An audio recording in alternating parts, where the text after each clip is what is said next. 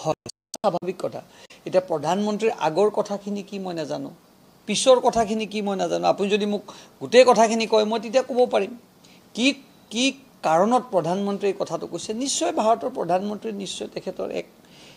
জ্ঞান আছে অভিজ্ঞ ব্যক্তি মই ভাবো প্ৰধানমন্ত্ৰী যি ধৰণৰ বক্তব্য ৰাখিছে কোনটো ইস্যু নহয় নিশ্চয় এটোৰ কিবা এটা উদ্দেশ্য আছে আৰু পিছত মোক এই বিষয়ে মই ভিডিঅটো চোৱাৰ পিছত আপোনালোকক মই বিতংভাৱে জনাব পাৰিম অফিচিয়েলি দিয়ে তেতিয়া তাৰ ওপৰত আমি বক্তব্য ৰাখিব পাৰিম কাৰণ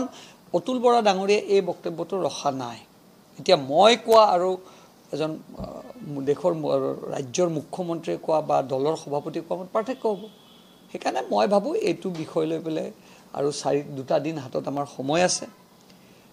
4 তাৰিখে আমি ৰিজাল্ট পাম আজিও কলো গৌৰৱ গগৈ ভাল ভোটত হাৰিব ৰজত কমল বঁটা প্ৰাপ্তকজনক আমি সন্মান কৰোঁ তেখেতৰ কাম হ'ল তেখেতে যি কামত তেখেতক বঁটা দিয়াইছে হেতুৰ ওপৰত তেখেতে ক'ব লাগে এতিয়া ৰাজনৈতিক মঞ্চ এখনৰ ওপৰত যদি তেখেতে এনেকুৱা ধৰণৰ বক্তব্য ৰাখে মই ভাবো তেখেতে এইটো এটা পুনৰ নিৰীক্ষণ কৰিব লাগে নিশ্চয় এইটো বিষয়ত চৰ্চা হ'ব আৰু 4 তাৰিখে এই চৰ্চা শেষ হৈ যাব প্ৰধানমন্ত্ৰী আজিলৈকে যিমান বক্তব্য ৰাখিছে এটা বক্তব্য কোনোৱে নুই কৰিব নোৱাৰে নিশ্চয় আৰত কাহিনী আছে মহাত্মা গান্ধী দেশ স্বাধীন কৰিছিল আৰু ভাৰতৰ প্ৰধানমন্ত্ৰীয়ে নৰেন্দ্ৰ মোদী ডাঙৰীয়াই ভাৰতবৰ্ষখনক আজি আগুৱাই লৈ গৈছে সেই সময়ত মহাত্মা গান্ধীয়ে যদি দেশ স্বাধীন নকৰিলে আজি আমি ইয়াত থাকিব নোৱাৰিলে সেইকাৰণে সকলোৰে অৱদান আছে কিন্তু মই এটোও কৈছো যে প্ৰধানমন্ত্ৰী আৰু আমাৰ